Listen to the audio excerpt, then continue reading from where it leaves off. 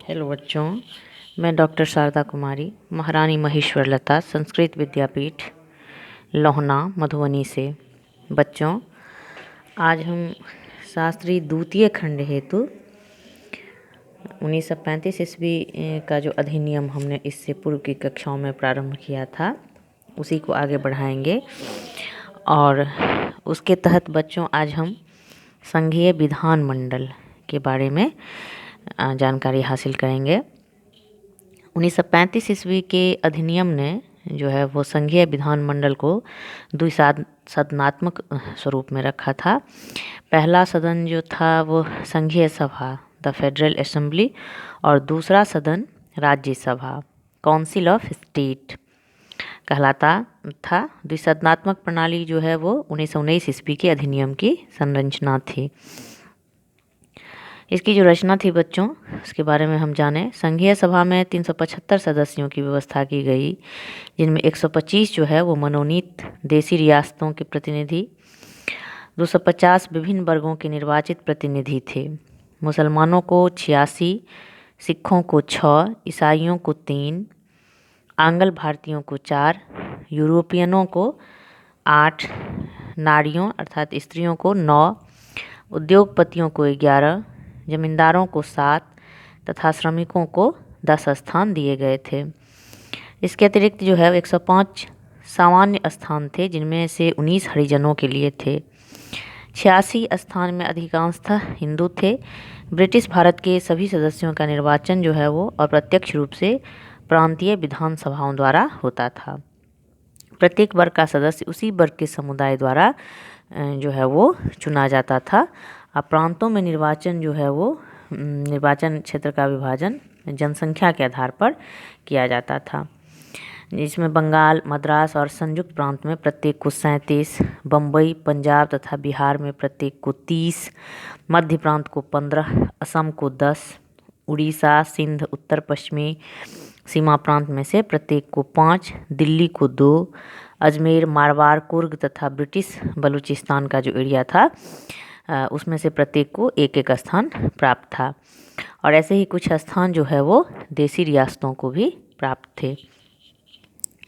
राज्यसभा में हम देखते हैं बच्चों कि उस समय 260 सदस्य रखे जाने की व्यवस्था की गई थी, जिसमें 140 देसी रियासतों के तथा 156 जो है वो ब्रिटिश भारतीय राज्यों के प्रतिनिधि होते थे। प्रांतों के 150 सदस्य सांप्रदायिक निर्वाचन पद्धति के आधार पर मतदाताओं द्वारा चुने जाते थे और 6 सदस्यों की नामजदगी जो है वो गवर्नर जनरल द्वारा होती थी। ये सदस्य जो है वो महिलाएं, हरिजन तथा अन्य वर्गों का प्रतिनिधित्व जो है वो करते थे। देसी रियासतों के प्रतिनिधि जनता द्वारा नहीं चुने जाते थे। ब्रिटिश भारत के स्थानों में से 75 स्थानों पर अधिकांशतः हिंदू थे। सिखों के लिए 4 और मुसलमानों के लिए 9 स्थान जो है वो सुरक्षित था। इनका निर्वाचन प्रत्यक्ष निर्वाचन प्रणाली द्वारा होता था। संघीय सभा का जो अध्यक्ष होता था वो स्पीकर कहलाता था और राज्यसभा का अध्यक्ष प्रेसिडेंट कहलाता था।